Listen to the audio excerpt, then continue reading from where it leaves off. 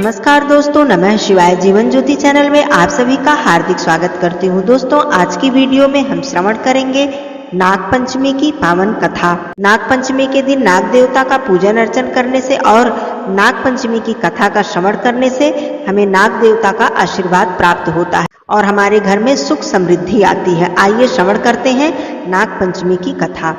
एक कथा के अनुसार एक राजा के 7 बेटे थे। सभी के विवाह हो चुके थे, लेकिन सबसे छोटे बेटे को कोई भी संतान नहीं हुई थी। इससे छोटी बहू को उनकी जेठानियां ताने मारती थी। इससे वह अक्सर दुखी रहती थी और रोने लगती थी।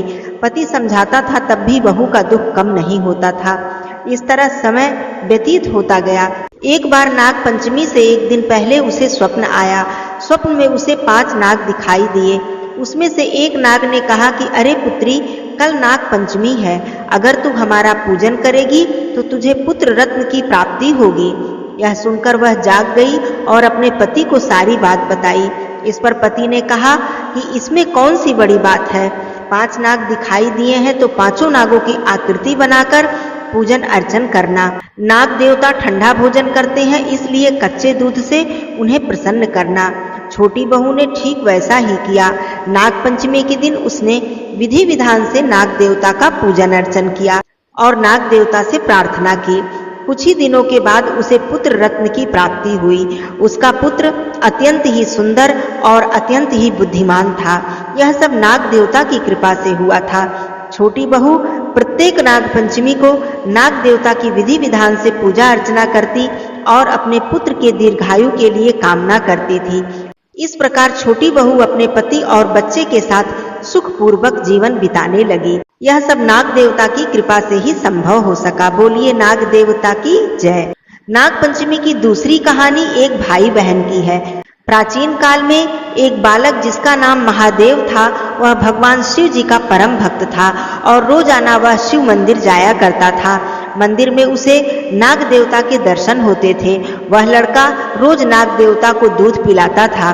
धीरे धीरे दोनों में प्रेम हो गया। वह नाग उस लड़के से बहुत ही प्रेम करता था। जब भी वह बालक शिव मंदिर में आता था तो वह नाग अपनी मणि को छोड़कर उसके पैरों में लिपट जाता था, लेकिन नाग देवता कभी भी उसे कोई नुकसान नहीं पहुंचाते थे।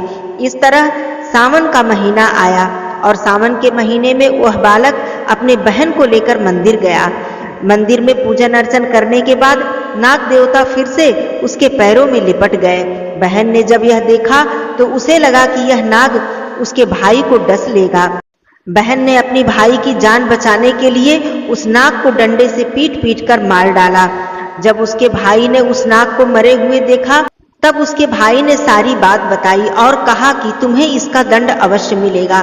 तुमने नाग देवता की जान ले ली है। चूंकि बहन ने यह कार्य अनजाने में किया था, इसलिए गांव के सभी लोगों ने एक योजना बनाई। उस दिन सावन मास की शुक्ल पक्ष की पंचमी तिथि थी। सभी गांव वालों ने प्रतीकात्मक गुड़िया बनाई और गांव के सभी बालकों ने उस गुड़िया को पीटा। इस तरह से प्रतीकात्मक रूप से उस गुड़िया को नाग देवता को मारने की सजा मिल गई। तभी से हमारे धर्म में नाग पंचमी के दिन गुड़िया पीटने की परंपरा चली आ रही है। बोलिए नाग देवता की जय। कथा समाप्त होती है। धन्यवाद दोस्तों। नमः शिवाय। हर हर महादेव।